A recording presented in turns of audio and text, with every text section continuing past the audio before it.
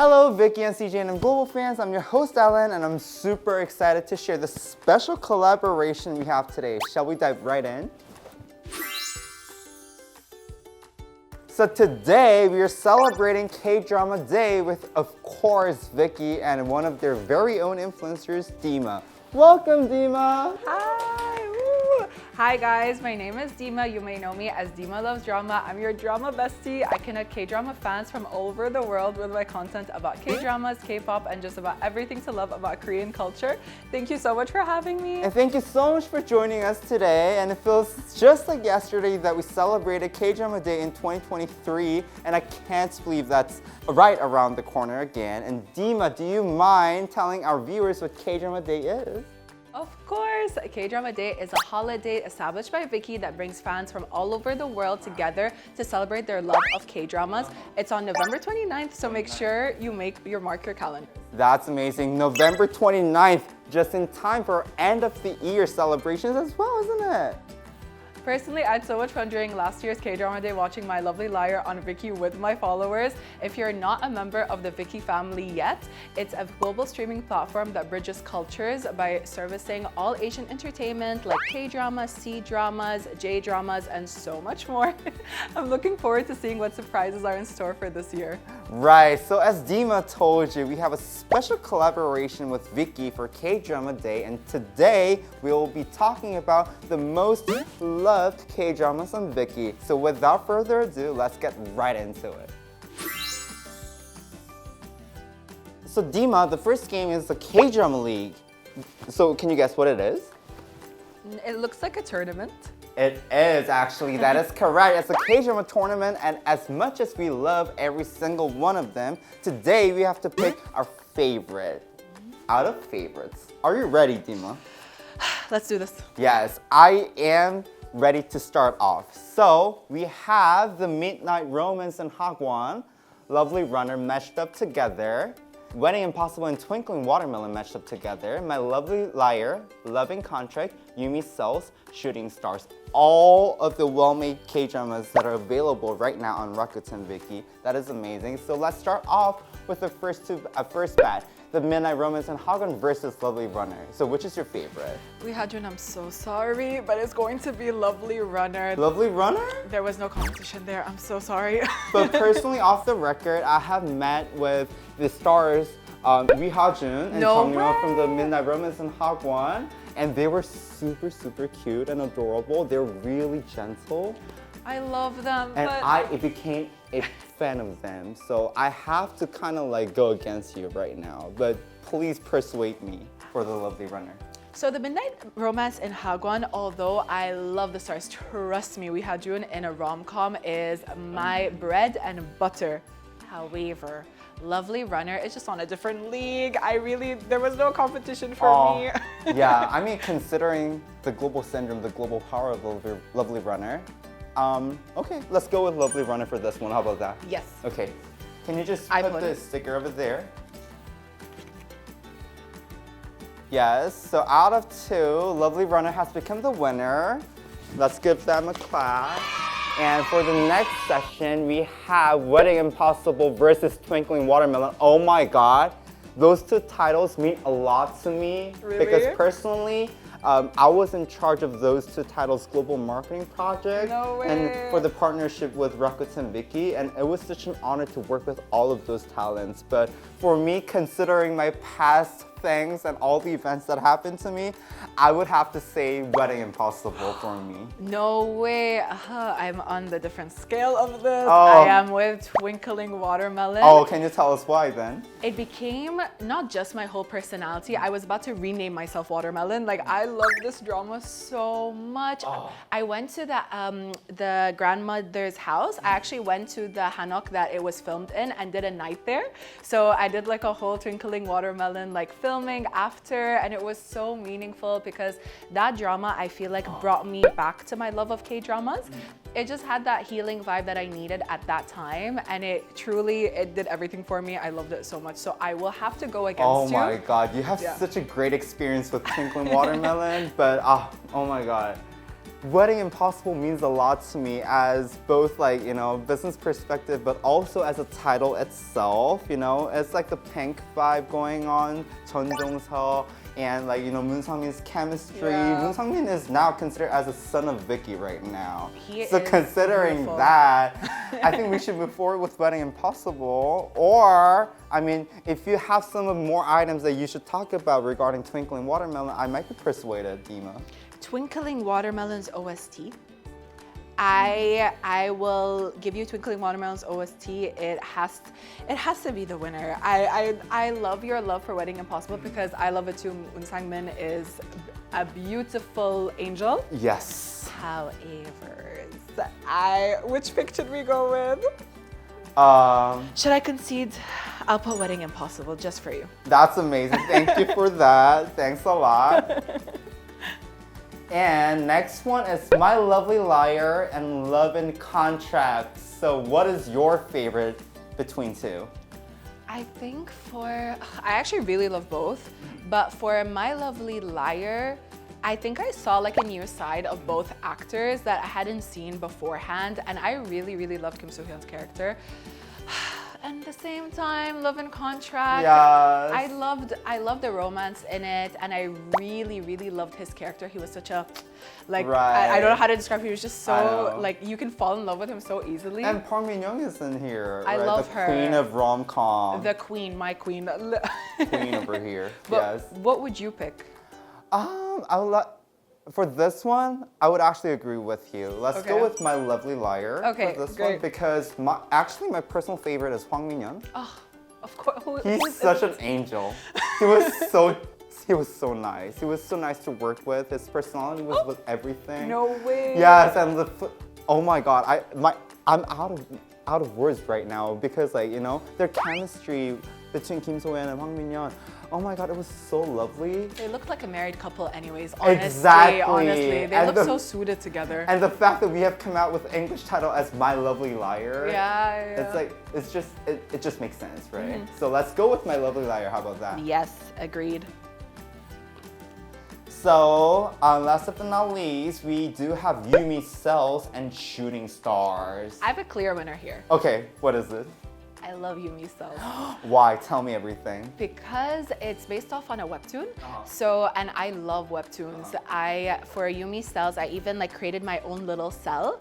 And I really love how unique the concept is. It is. The 3D animation mixed in true. with K-dramas is such a new fresh concept that I haven't seen before. So I love the drama. I watched both seasons. I would pick it. Shooting Stars is your essential, quintessential rom-com. I would watch it any day, but Yumi Cells just gives it a more unique take on dramas that I hadn't seen.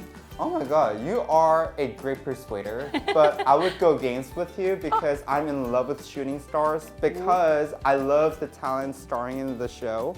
Lee Sung-kyung, my favorite, Kim Young-dae, my favorite, but besides that, it's talking about the entertainment industry, the realistic moments in there, and I am actually personally working for the industry, so it kind of sympathize with me in a sense that I'm kind of mesmerized with how the storyline and the narrative is developing within the whole episode, and the rom-com is mixed a bit, but it's not really it is there, but it's not the quintessential topic that we should talk about. For Shooting Stars, there is rom-com, there is reality moment, there are visuals going on. There's so many attractive points that we should list up, and I think global fans will be mesmerized with Shooting Stars, which is available on Viki, by the way. So, all of these are available on Viki. Yeah. But I gave you Wedding Impossible. Oh God. Okay, let's go with Yumi Cells then. Thank you. I think Yumi Cells, although I completely understand your perspective for Shooting Stars, but we have three other rom-coms here. So true. So I feel like we should do one that's not fully rom-com. Rom-com? Yeah. Got it. Okay, let's move forward with Lovely Runner versus Wedding Impossible. Oh my God, this might be difficult yet easy. What's your favorite? This is easy for me. I feel like if any of my dreamies, my followers are watching, they'll know exactly what I'm going to pick. I'm very crystal clear about that. Can we go forward with Lovely Runner? Lovely Runner? Okay. I have one more thing to talk about regarding Wedding Impossible because, you know, when I saw Jeon Jong-seo, Moon Sang-min, and Kim Do-won personally, and when I was shooting for them for the Viki project, it's an off the record, by the way. It's only exclusive for our Viki fans and CJENM Global fans. But you know, they were super nice and they're really super close to each other. I think that is the thing that made this drama successful on Viki. And their chemistry was realistic behind the scene, but on the scene, on screen. So like, I think that is quite important. But yeah. But Yeon Ho-seok is really tall. Like, Yeah, I can't deny that. Yeah. I'll go on the simplest route. Honestly speaking, I also saw Yeon Ho-seok before, and No way. I did. That is the biggest my bat. eyes is a winner, you know. But I saw Yeon Ho-seok and Kim Hae-yoon. They were also super nice. I saw Kim Hae-yoon at like an award show, Yes. and she's so beautiful. She's so nice and cute. She like isn't sparkles. I love Oh her. my god. Okay. We're going with Just- Lovely Runner. Yeah, it's just reminiscing back then. Let's go with Lovely Runner. How about that? Thank you. Wait, Yes, can you? I can thank help you out. Yes, over here. And for the next one, we have My Lovely Liar versus Yumi Cells. Oh my god. I have a clear winner for this one. Really? It's not the fact that I hate Yumi Cells because, you know, it's like a mega IP from CJENM and Viki. We have kind of like sequels and everything, but now I'm claim more towards like My Lovely Liar because I'm a huge fan of Hong Min-yeon and Kim So-yeon. I cannot just like, you know, I can't. I agree with you there though. Like I love My Lovely Liar because of them so much, and the storyline's really nice too. So I would agree. My Lovely Yes. Liar. And if it go against Lovely Runner, it would be a harsh challenge, isn't it? For you. But yeah, My Lovely Liar is winner. Oh, both between titles yourselves. have lovely. How did Yes. we do that? Oh. Lovely. It's actually a syndrome within CJNM's IPs these days Really? that's available on Viki, and we do have a lot of like lovely titles going on, and we do have kind of like off the record kind of superstition that if we put lovely, then it becomes successful. Oh, no way. Yeah, because global fans love rom-com series. So, Yeah. yeah. No, we eat them up. And lastly, we have Lovely Runner versus My Lovely Liar. So what's your choice, Deema? I think you know my choice. I already know, but tell us why though. I think for My Lovely Runner, what it did is it brought me back to drama love at a time where I felt really burnt out as a human. Aw. Because like, obviously I really love K-dramas, that's why I started like my whole content about them. But at the end of the day, like I'm also like a really big drama fan, and putting these two things together sometimes can be a bit stressful because I'm creating content 24/7. So when Lovely Runner came out, I felt like the first episode I wasn't amazed. It was really good, but I Yes. wasn't amazed. But then the second episode came, It is. and I'm like, wow, like I really feel like my love for K-dramas is like pushing through. So true. And then throughout, like I hadn't felt that like passion towards like dramas in a while. Like even though like my steady love for them is there, Yes. but that like passion where I'm like, oh no, you need to watch this. Oh, like you need to do this. You need to blah blah for this particular drama. Oh my God. Hadn't been there for a while. So I feel like it brought back my love for K-dramas, and which is why it's my winner. Deema, actually, I'm like really persuaded. I kind of like, you know, remembering back then, I was quite super stressed out back then when I was preparing for all the things, you know. And there was time when I was kind of like refraining myself from like watching everything because I just wanted to like chill and relax at my home with my cat. But you know, after watching Lovely Runner, actually it just changed my whole perspective. Right? Yeah, Kim Hae-yoon's acting performance within the title was mesmerizing. It was so captivating, and the chemistry between Byun Eun-seok and Kim Hae-yoon was like, just so outstanding. That's why I Uncomparable. believe it has topped the chart over 130 countries globally. So I think that's amazing, isn't it? And I will agree with you. Let's go for Lovely Runner for this one. So I think Perfect. we have the winner. Woo! Lovely Runner, yes. Here Can I have you an go. honor to tag this? Yes, please. Thank you. So we do have the final winner of the K-Drama League for 2024 International K-Drama Day, which is Lovely Runner. Yes! And Lovely Runner takes the crown in this year's K-drama list. So did you expect this, Deema? Both yes and no, because Lovely Runner for me was my favorite K-drama of 2024. But also no, because all the other K-dramas on this list are so good and they're also worth the watch. Oh yes, they're so worth to watch. And I can't help but agree with you, Deema. And if any of these K-dramas catch your eye, don't forget to watch it, and that you can watch them right now, right here on Viki. Oh, that was a whirlwind, but that's not all we have prepared today. We also have the K-drama cliché superlatives. Yes, Deema. I think I may have an idea of what we're going to do. Oh wow. So here we're going to talk about some of our favorite K-drama cliches. As unique and diverse as K-dramas are, there are some cliches that we see commonly and we can't get enough of. So let's get right into it. So for the 5th place, because it's cliche superlatives, we do have some rankings going on, but let's go on with the 5th place. How about that? Let's see what it is. Ooh, it feels great to just like take it off like that. But the 5th place is time travel. So we do have a lot of K-dramas with time travel, isn't it? I think I never realized this before, but a lot of my favorite dramas are actually time travel themed. Because I really love, like Lovely Runner is time travel, like Twinkling Watermelon is time travel. There's so many, like I think like that's kind of the genre. Is it the theme for this year, or like It is I actually. really feel like Time travel, time lapse, and Yeah, everything. It's just amazing. Like my favorite was Mr. Queen, by the way. I love Mr. Queen Yes. so much. Oh my god, actually, I was not really familiar with Shin Hye-sun's dramas before Mr. How dare Queen. you. Because, I mean, I love K-dramas, but still, I do have some kind of like picky moments when it comes to like watching some of the titles. And I think Viki has great titles and CJENM also has great titles.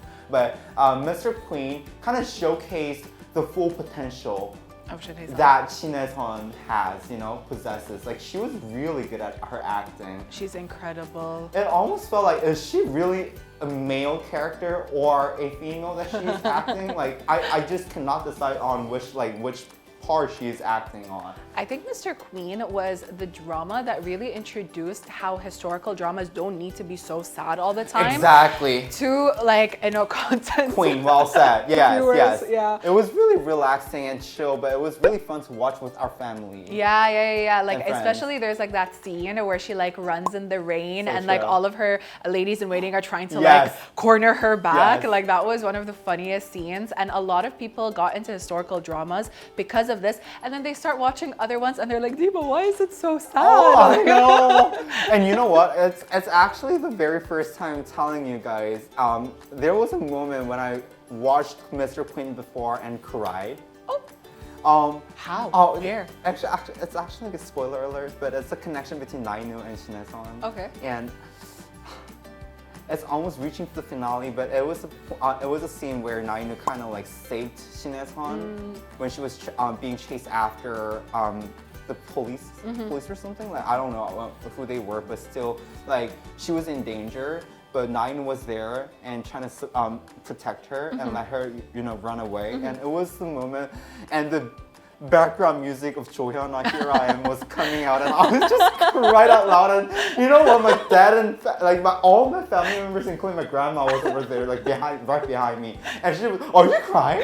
Are you crying really, Alan?" And I was like, "I don't know why I'm crying right now, but I'm crying right now." And they were like, "Yeah, it was a drama of the year for me." We brought you a comedy historical drama and then you started crying Yeah. over it. I know, yeah, but let's talk more about Lovely Runner, which is your favorite. I think Lovely Runner was the time travel of the century for me, because they didn't just use the trope like, oh, she's going back in time to save him. Like, that wasn't just it. It was, I'm going back in I'm getting ready. I'm going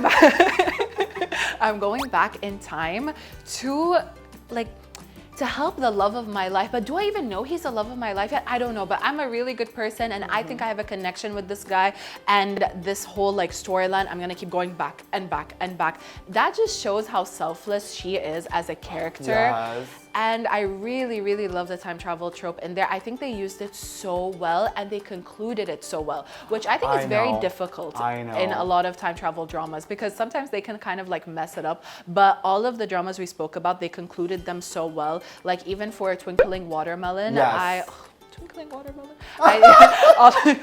All of the tears you cried for Mr. Queen, quadruple them. Yeah. And then times 10 by them, and that's how much I cried for Twinkling Watermelon. Wow, you for were real. that in love with Twinkling Watermelon. Yeah, I even got the vinyl OST, like it's hanging in my house. Great. Yeah, they're really nice. Yeah. Honestly, all the OSTs for all these dramas were really good. Like Lovely Runner's OST, I'm trying to find it in vinyl, whoever. CJENM representative. Please, I'm making a collection. Yeah, but available on Viki. So yeah, for Lovely Runner, I think it had like a really good twist on time travel that I hadn't seen before. Like it's not just your like normal kind of like genre. Like it really, it hit different. Yeah, before Deema cries, let's move on to the 4th place. How about that? Are you good with that? I agree. So the 4th place, we have Secret Superpower. Oh my god, we have tons of superpower There's so themes many going on for K-dramas. So can you list out some of your favorites? I think for Secret Superpower, and My Lovely Liar, she like had that superpower. She could read your mind. Yeah, she could read your mind. And I don't know, would you want that as a superpower? Would you want to read people's minds? Honestly speaking, I was not really focused on superpower because I was kind of mesmerized with the visuals of Kim So-yeon and Hwang Min-yeon and their chemistry. But I didn't care whether like she could hear and listen to his heart or something like that. It was more about their romance going on. But yes, but I would love to hear some of the words that is related to me. I might be curious, but you know, if I have to hear like 24/7, it might be so stressful. I think like I had this conversation before with my family. I was like, oh, like if you would want a superpower, and they're like, oh, which one would you want? I was like, the least one I would want is reading somebody's mind. So true. Because then you would like form an opinion like without even knowing. They're just like, why is she staring at me like that? And I'm like, you spoke about me this way in your head. Like, I don't know. I think Secret Superpower could be like good or bad, dependent. True. So My Lovely Liar, she was like really struggling with that. I know. And then Hwang Min-yeon came and made everything pretty. That was amazing. And there's also a lot of other dramas like Hotel de Luna. Like she was my favorite. Really? Yes. The fashion in it was so pretty. Yeah, it's so true. It was like, we do have superpower, but it was really intertwined with the fantasy and the emotionality of every character, isn't it? Because, you know, at first I thought IU's character, Chang Man-woo, was quite like, you know, cold and like, you know, really catty. But never have I known that she has those kind of like histories left behind her. And that kind of made her kind of get like, you know, it's a way of her to survive in the reality and like protect herself. Like it's kind of like self-barrier kind of thing, isn't it? Yeah, it's. I feel like for her, like her superpower was not obviously not what she wanted. Like it was what. Is this a spoiler? I don't want to say it, but like, never mind. But it wasn't something that she wanted, and I think for that, it really like tied into that fantasy element in such a good way because we had a trajectory for her superpower that I hadn't seen before in K-dramas, and it. I don't know. The drama in itself was. I cried a lot. When Lee Do-hyun came out, guys. Please. I was dead. Spoiler alert. You guys have to watch it on Viki, by the way. So, let's move on to the 3rd one. How about that? Let's see. Yeah, because we do have, like, you know, a lot of things going on. So, the 3rd place is... Luna Romance. Ooh, steamy. Wow. So we do have a representative title available on Viki right now, which is called the Midnight Romance and Hagwon. Yeah. I think it's a representative title for Luna Romance. So are you interested in those kind of like themes and genres? I think I am. Like for Nuna Romance, because I'm 26, for me, like You're much younger actually, Deema. I was quite surprised, but I'm 17. Like For Nuna romances, I think I'm like getting more into them these days because like they just have kind of a very kind of slow healing quality behind them, and there's a lot more like self-discovery. There's a lot more growth journeys in them. For the midnight romance in Hagwon, it's also like you said, it's very steamy. Like it's all of the trailers for the midnight romance in Hagwon like had me like oh. Can I share this on my stories? The poster, guys. Miha-jun, Chung Yo-won. Oh my god. That was steamy Nuna romance situation going on. Yeah, for real. So I think for the Midnight Romance in Hagwon, it's definitely one of those dramas that you feel like you're watching it and you're kind of learning, and at the same time you're like, oh my god, this is so 18 plus. So yeah. But like, I mean, we do have those kind of steamy moments, but it was really realistic. And I think it's the power that director An Pan-seok has. It's like, he's known for those kind of like real, calm, relaxed, kind of like really like things that could happen in our real lives compared to other rom-com series. It's like really romantic, melodramatic, and like the fact that they kind of, the director casted Chung Yo-won and Miha-jun was a perfect fit. Agreed. Right? Yes. So I think that was a great title, and it's still available on Viki right now, so you guys must watch it. And let's move on to the second one. How about that? Let's see. Oh my god, I wonder what it's going to be. Number one, right? No, number two. Oh, number two. Yeah.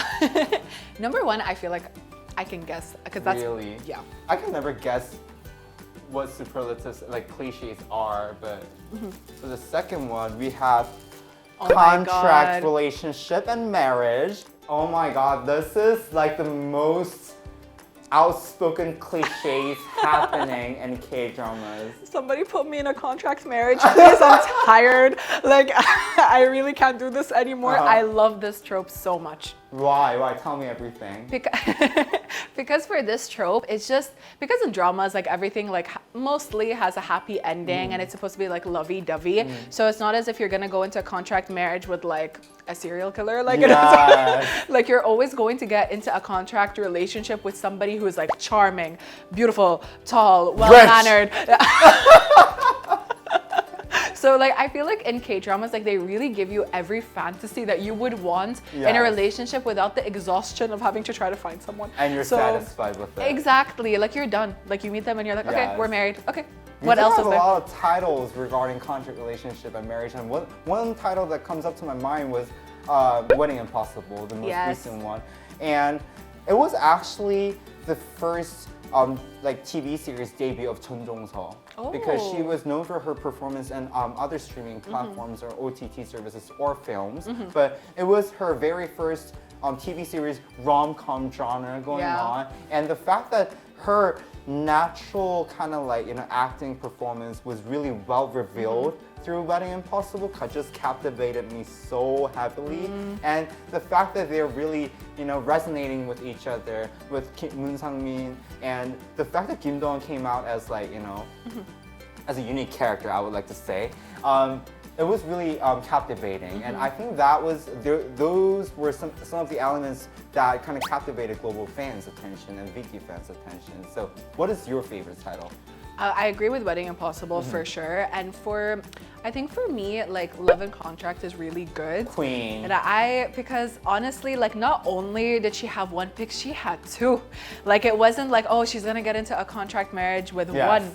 We had two options, guys. I really busy queen. I was about to say busy queen.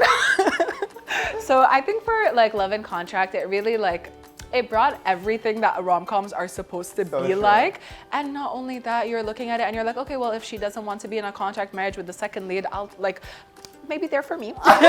Place for you. But Park Min-young was like so good. Yeah. She's always so good. When she starred and Love and Contract, and I remember that my younger sister, was so into the series that she tried to get into Viki, which is available. She used Viki platform when she was in the United States, and when she watched Love and Contract via Viki platform, it was like she was like, "Oh, it's available on Viki! Oh my god, that's great!" And I was like, "Okay, use it. You're my partners, by the way." Yeah, that was amazing. So we have Wedding Impossible, Love and Contract, but we do have a lot more to come. So you guys could stick to Viki platform and watch some of the titles related to contract, relationship, and marriage. And last but not least, we do have top one, Let the us first see. place. Can you guess what it is? Yeah. You can? I can. Let's see. Wait, let's see if I'm right. Okay. The first place is enemies to lovers. Did you expect this one? This Deema? is, yes, because this is my favorite cliche. It had to be somewhere on the list. Why? I love enemies to lovers, the tension, the angst, the fact that there's some kind of, it's not that they just meet each other and they're like, oh my God, I'm so in love.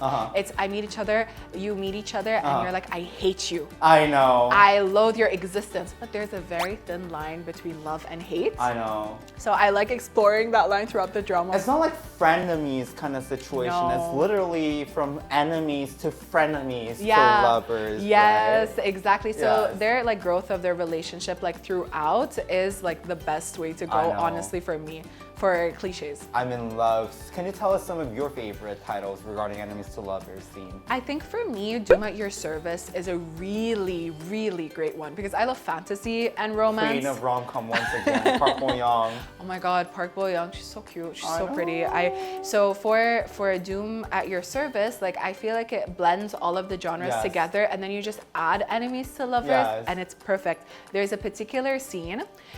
He is waiting in the car, and he has kind of, I think, like I know what you're talking about. I know what you're talking he's about. like in a black coat with a black undershirt, and he's just there, and then the camera kind of tilts a little bit, Yes. and then there's kind of like some halo effect, and there's music. Yes. And then he gets out of the car and he starts walking. And then I was like, no, It's really well produced. Isn't yes, it? yes, definitely. It was such a great drama. I know. Also, like I'm talking about Wedding Impossible too much, but like Wedding Impossible is also talking about enemies to lovers Yeah. kind of situation. Because when Jeonjong and Moonsangmi first faced each other, encountered each other, they were kind of enemies. Like, but now in the end, they became lovers.